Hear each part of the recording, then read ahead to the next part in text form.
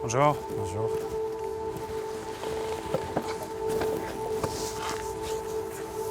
Vous avez quelque chose à l'œil? Ouais. J'ai une petite infection à l'œil Ah, depuis ok. quelques jours, donc voilà. J'ai pensé que vous aviez reçu un coup. Non, non, ça va, j'ai pas beaucoup de contact avec la police. Vous voulez dire qu'on est violent? Non, pas du tout, Ah, c'est ok. une blague. Regarde ce chien. Eh bien, on est là pour manifester pour la mort de notre cher frère Ibrahima. Quand on était enfant, on était fan de la police, des pompiers.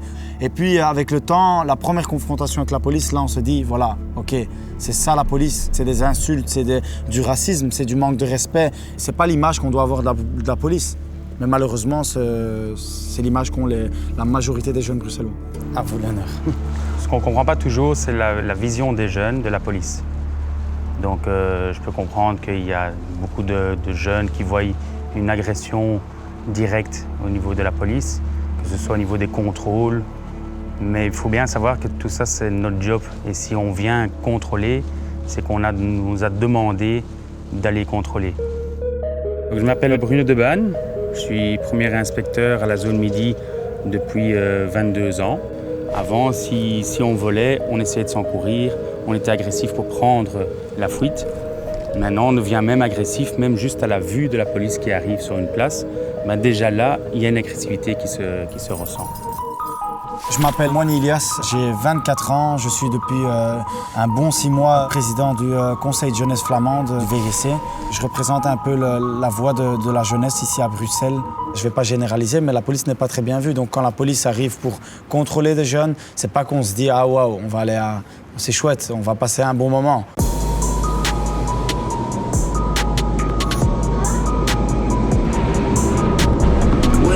Je m'en excuse d'abord des autres collègues qui peut-être n'interviennent pas d'une bonne façon.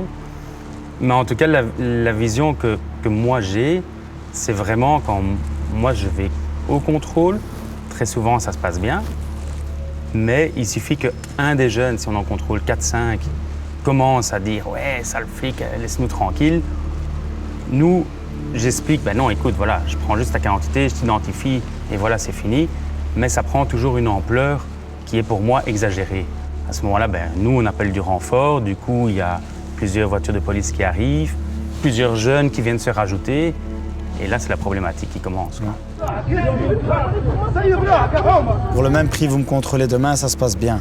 Mais vous ne savez pas tous les contrôles que j'ai endurés étant jeune, les contrôles d'avant. Peut-être qu'il y a des policiers qui n'ont pas les mêmes intentions que vous, qui m'ont contrôlé le jour d'avant. J'ai déjà eu des contrôles où on m'a manqué de respect, où on m'a insulté, où j'ai eu des propos racistes de la part des policiers. Et c'est ça qui met la crainte et qui met le comportement de certains jeunes qui ne se sentent pas à l'aise quand la police est là.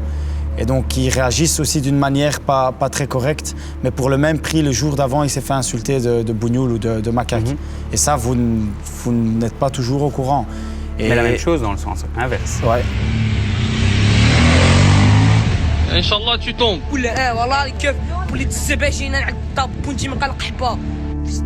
J'ai plutôt été agressé donc verbalement, donc voilà des insultes comme on connaît tous, sale poulet ou casse-toi d'ici, c'est notre territoire. Et c'est vrai, il y a des soucis des deux côtés. C'est pas noir, blanc, c'est pas zwart-wit, c'est pas tout à fait un souci d'un autre et de l'autre côté, il n'y a rien. Que moi, quand je fais une patrouille, pourquoi on reçoit 3 pierres dans la voiture? Je ne tolère tout à fait pas ce qu'ils font dans les quartiers, quand ce soit pour jeter des choses ou pour insulter des policiers. Mais les jeunes créent leur autodéfense. Ils se disent, voilà, la loi ne fonctionne pas, on va porter plainte, ça ne va pas fonctionner. Donc qu'est-ce qu'on fait? Nous, on va s'autodéfendre. Et c'est pas correct, mais voilà, c'est une réalité. Nous, on reçoit carrément des pierres sur le véhicule. Donc je pense que c'est ciblé, pas sur la personne, c'est ciblé sur vraiment la présence de la police. Moi, j'ai grandi à la Cité Modèle. La seule manière que, quand on voyait la police arriver, c'était pas pour rigoler ou pour jouer avec nous. Malgré que je suis bien occupé, là, je me fais toujours mal parler. Encore il y a 2 semaines, à la foire, un policier qui me parle d'une manière très arrogante et qui me tutoie avec un manque de respect. Mais c'est pas ça qu'on veut. On veut être traité comme tous les habitants de Bruxelles. Moi, personnellement, je vois pas le tutoiement comme une forme d'impolitesse. Donc parfois, quand je parle à un jeune qui est beaucoup plus petit, pas comme vous, mais je vais peut-être parfois plus vite le tutoyer pour qu'il y ait un lien assez direct qui se fait. Mais un tutoiement qui reste poli. bien sûr. Non, ça je suis d'accord. Si c'est un tutoiement pour un peu approcher le jeune et avoir un meilleur contact C'est ça, avec. tout à fait. Si on aborde un jeune avec du respect, dans 95% des cas, le jeune va redonner du respect. Et si on aborde avec pas de respect, dans 95% des cas, le jeune ne va pas redonner du respect. Et c'est ça. Et surtout avec tous les vidéos, avec l'image que les jeunes ont sur la police, ça fait que le jeune, quand la police arrive, il se sent mal.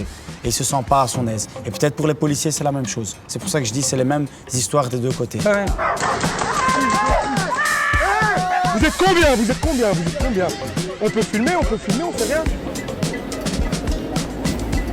Les réseaux sociaux n'avantagent rien non plus. On fait une arrestation, on court pendant des mètres après un jeune, on l'intercepte au milieu d'une place où il y a des gens qui sont en train de boire un verre. Mais les gens vont directement filmer et sur les réseaux sociaux, on va voir quoi? Le jeune par terre qui est en train, où on lui met les menottes et il va être filmé. Et voilà, la police, voilà, regardez, ils sont agressifs. Mais non, mais il faut savoir que le jeune avait peut-être volé, qu'il est en train de courir et qu'on le cause depuis longtemps et qu'à ce moment-là, il est tombé ou on l'a fait tomber pour savoir le maîtriser. C'est une situation réelle. Hein. Et Mais de problème... l'autre côté, il y a aussi, par exemple, David Stevens de la ville de Bruxelles, policier qui joue au foot avec les jeunes en ville. Des images qu'on avait vues aussi, je pense à la Marolles, des policiers qui jouent aussi avec des jeunes. C'est des images qu'on veut plus voir. Au lieu de voir ces mauvaises images, on veut voir les belles images. Voilà. Salam alaikum, alaikum salam. Va bien. Blanc, noir, arabe, jaune, on est tous ensemble. Nous, on les protège et eux, ils protègent nous. Voilà. Nazepelin, Kobonayonani. Christian Nazepelin, Kobonangai, Papa Jean-Marie. Et Papa Jean-Marie. Force à toi, Respect, papa, respect. Merci, Ming. Merci, Ming. Parce que je pense que si on arrive au constat, il y a beaucoup plus de bons policiers que de mauvais. Mais ces mauvais doivent sortir de la police, ça c'est clair. Oui, mais si vous avez déjà un bon contact avec nous, ou avec moi par exemple, moi je peux aussi répertorier ou rapporter la chose à des collègues qui sont peut-être moins compréhensifs ou ouverts que moi.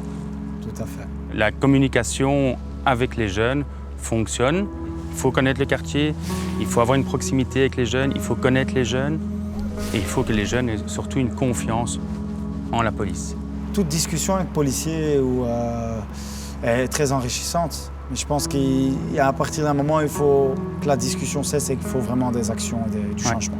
Si on travaille ensemble, les jeunes et la police, on arrivera à un monde meilleur. Une ville déjà meilleure. Une ville meilleure. Avant le monde.